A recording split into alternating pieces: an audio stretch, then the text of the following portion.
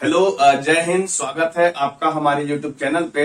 और सवालों का सिलसिला जारी है और आज जो बच्चों का सवाल है वो टाइम एंड वर्क से है। तो चलते हैं जल्दी से और देखते हैं कि आज का सवाल क्या आया है। तो आपका सवाल आपके स्क्रीन पे ये रहा।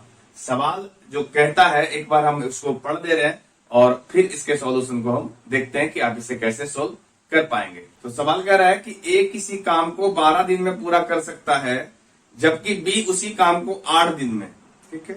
सी उस काम को उस अवधि के 4/5 भाग में पूरा कर सकता है, जो ए और बी मिलकर काम कर लेते हैं।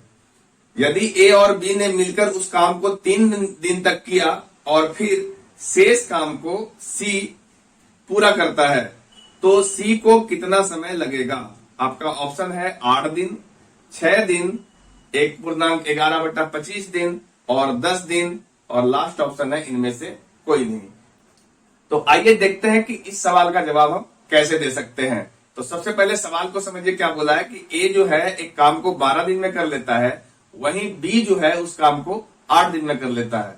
तथा सी के बारे में जो चर्चा दे रखा है वो ये कहा है ए और बी मिलकर जितना दिन में काम पूरा करते हैं उसके 4/5 समय में सी उस काम को कर सकता है।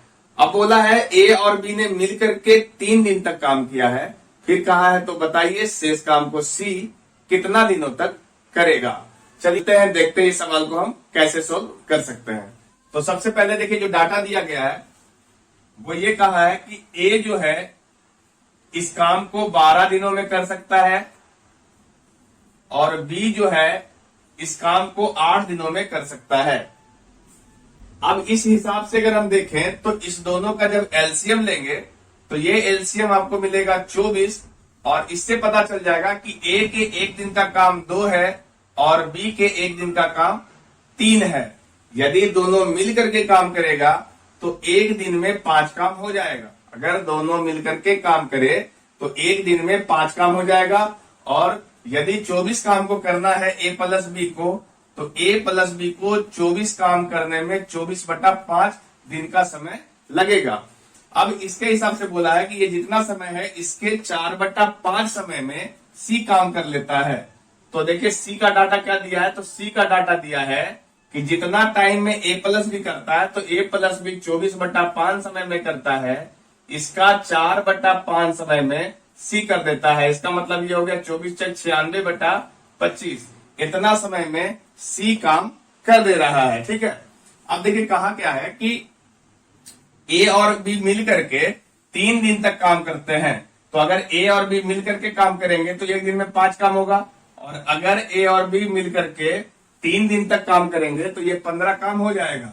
5 या 15 होता है तो 15 काम हो जाएगा। टोटल काम जो था वो 24 था। तो इस 24 काम में 15 काम हो चुका है। तो अब आपका जो शेष काम बचा हुआ है वो आपका 24 में से 15 जाएगा तो वो आपका बच जाएगा 9। आपका 9 काम बचा हुआ है। 9 काम ये शेष काम बचा हुआ है जिसे अब सी को करना है। तो सी का जो देखिए यहाँ पे समय कितना है, तो सी जो है 96/25 में टोटल काम कर दे रहा है। तो इस शेष काम को सी को करना है। तो सी जो है 96/25 समय में 24 कुर्सी बना सकता था, यानी 24 काम कर सकता था। तो 9 कुर्सी बनाने में अर्थात 9 काम करने में उसे कितना समय लगेगा? तो शेष काम जो है उसको अगर सी से करवाना है आपको, तो आपको क्या करना होगा, सी के 1 दिन का काम मालूम करना होगा। तो इसी के 1 दिन का काम क्या होगा, तो आप ऐसा कर सकते हो कि सी का जो है 1 दिन का काम होगा वो आपका होगा 24/96 × 25। ये 25 आपका ऊपर चला गया। ये इसका 1 दिन का काम होगा। इसको जब हम कैंसिल आउट करेंगे तो ये देखिए 24 × 96 होता है, तो ये मिल गया 25/4, यानी इसका जो 1 दिन का काम है वो 25/4 है। अब एक देखिए सवाल में क्या बोला है कि सी जो है शेष काम को करने में कितना समय लगेगा। तो शेष काम कितना है, तो शेष काम आपका 9 बचा हुआ है। इसको करने में सी को कितना समय लगेगा, तो सी के 1 दिन के काम से हम डिवाइड करेंगे। तो सी का 1 दिन का काम कितना है, 25/4। तो ये हो गया 25 और ये 4 चला जाएगा ऊपर।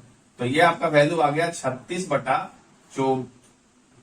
सॉरी ये 25 है, 25/4 था, तो ये हो गया 25, यानी 36/25।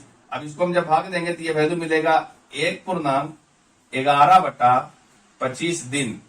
ये आपका आंसर हुआ। देखिए सवाल उम्मीद है कि आपको समझ में आया होगा और इसका जवाब भी समझ में आया होगा। अगर ऐसा ही आपका भी कोई सवाल है जो आपसे सॉल्व नहीं होता है तो आप हमारे व्हाट्सएप नंबर पे भेजिए। जितना आसान तरीका हो सकता है और जितना कॉन्सेप्चुअल तरीका हो सकता है उस तरीके से हम आपको समझाने का कोशिश करेंगे, ताकि आने वाले जो भी आपके एग्जाम्स हैं, जो भी आपका प्रतियोगिता परीक्षा है अभी देना, उसमें आप अच्छा स्कोर पर कर पाओ और जल्दी से आप सिलेक्टेड हो जाओ। ओके, तो मिलते हैं नेक्स्ट वीडियो में, तब तक के लिए जय हिंद।